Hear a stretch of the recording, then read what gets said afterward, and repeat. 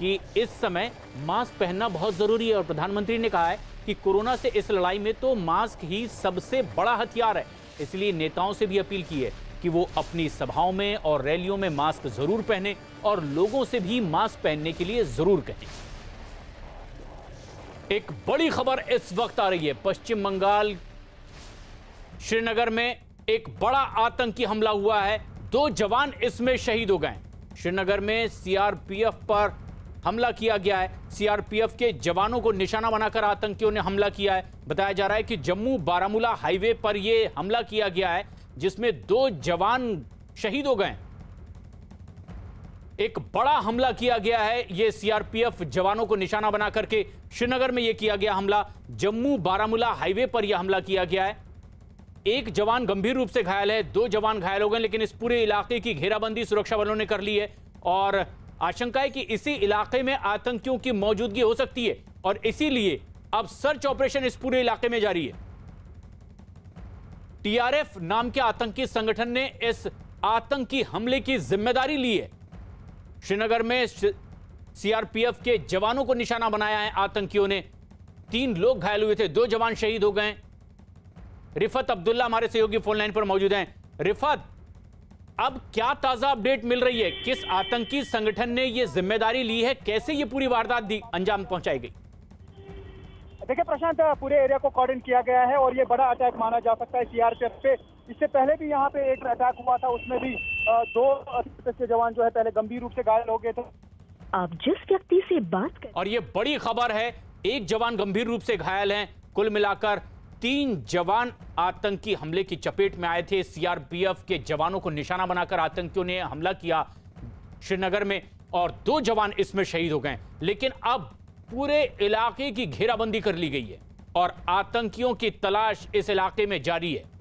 श्रीनगर का यह जम्मू बारामूला हाईवे के नजदीक का इलाका है। रिफत, क्या ताजा और अपडेट? इस पूरे इलाके की घेराबंदी कर ली गई है। रिफत, क्या और ताजा जानकारी मिल पा रही है? क्या इसी इलाके में अभी भी आतंकियों की मौजूदगी हो सकती है? देखिए पॉसिबिलिटी भी हो सकती है, लेकिन जिस तरीके से मिलिटेंट अटैक करते हैं, उन्होंने एक मंसूबा बनाया होता है और उसके बाद वो भाग निकलने में कामयाब हो जाते हैं। लेकिन पूरे एरिया को कॉर्डन में लिया गया। हालांकि ये हाईवे है जो जम्मू बारामूला हाईवे, वहाँ पे ये अटैक हुआ है और ये पॉसिबिलिटी रहती है कि किसी भी सूरत में हो किसी एरिया से भाग निकलने में कामयाब हुए हैं। और अभी मस्जिद जो है हम देख रहे हैं, इर्द गिर्द सीआरपीएफ पुलिस और आर्मी पहुंची है और पूरे एरिया को कॉर्डन किया गया है। अब समीक्षा की जाएगी कि ऐसे में मिलिटेंट कैसे कामयाब हो गए ये अटैक करने में। जैसे मैंने कहा कि इससे पहले भी इसी स्पॉट पे एक अटैक हुआ था, उसमें भी 2 सीआरपीएफ के जवानों की जान गई थी और आज भी ऐसा ही पैटर्न देखने को मिला कि 3 सीआरपीएफ जवानों को गंभीर रूप से घायल किया गया। 2 जो है शराब न लाकर चल पड़े हैं। तो ऐसे में फिलहाल ये कहा जा सकता है कि रिसेंटली जो अटैक हुआ था बागा श्रीनगर में, उसके बाद ये दूसरा बड़ा अटैक है जी। लेकिन ये एक बड़ा हमला सीआरपीएफ के जवानों को ही निशाना बना करके किया गया है। आतंकी संगठन ने खुद जिम्मेदारी ले ली है इसकी कि हमने किया है। टीआरएफ की ओर से क्या और पुष्टि की गई है?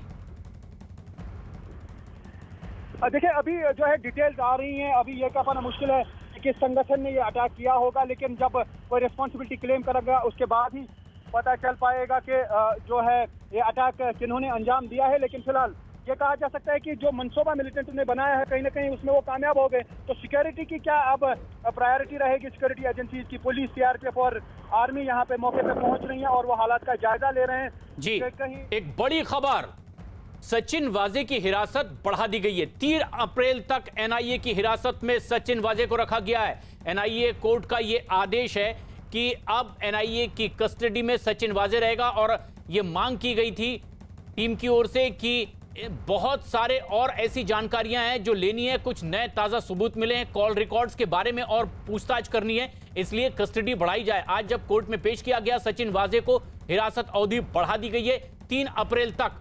मनसुख हिरेन हत्या मामले में प्रमुख आरोपी बनाया गया है सचिन वाजे को, एक पूर्व पुलिस अधिकारी जिसकी गिरफ्तारी हुई थी। इस पूरे मामले में सबसे ज्यादा संदिग्ध पाया गया था। जो नया सीसीटीवी फुटेज आया है उसमें खुद दिखाई दिया कि दावा यह किया गया कि सचिन वाजे ने खुद बुलाया और मनसुख हिरेन को अपनी गाड़ी में साथ बिठाया था। लेकिन आज कोर्ट में पेशी हुई है। 3 अप्रैल तक के आखिरकार सचिन वाजे की हिरासत की अवधि बढ़ा दी गई है और एनआईए ने मांग की थी कि दरअसल अभी बहुत से और ऐसे सबूत मिले हैं जिस पर पूछताछ करनी है। विवेक गुप्ता हमारे सहयोगी इस वक्त हमसे सीधे जुड़ रहे हैं। विवेक, क्या दलीलें कोर्ट में दी गई एनआईए की ओर से और आखिरकार हिरासत की अवधि बढ़ाई गई है?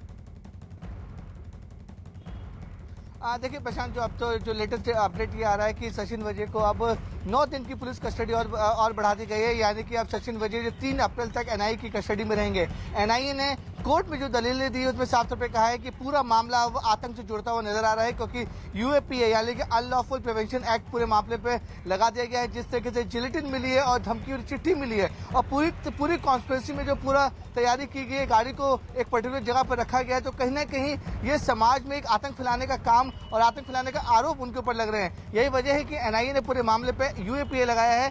इसी वजह से एनआईए ने साफ तौर पे कहने की बड़ी कॉन्स्पिरेसी इस पूरे मामले में रची जा रही थी और हर एक कॉन्स्पिरेसी को ढूंढना है। साथ ही साथ एनआईए के वकील ने कोर्ट में साफ तौर पे कहा है कि कई सीसीटीवी फुटेज को तोड़ा गया है और उसके साथ छेड़छाड़ की गई है। सभी सीसीटीवी फुटेज को रिट्रीव करना है। साथ ही साथ इस पूरे मामले में जो मनसुख हिरेन हत्याकांड में जो 2 आरोपी एटीएस ने गिरफ्तार किए थे उनसे भी पूछताछ करनी है और सचिन वाजे के साथ साथ जो 2 आरोपी उनका आमने सामने बैठाकर इंट्रोगेशन करना है। तो ये सारी चीजें सरकारी वकील ने दलीलें दी हैं। उसी के बाद उन्होंने कोर्ट से बोला कि ज्यादा से ज्यादा पुलिस कस्टडी चाहिए ताकि सचिन वाजे और जो बाकी के 2 आरोपी हैं उनसे पूछताछ करने में आगे का खुलासा हो सके कि आखिरकार पूरे मामले का मोटिव क्या था।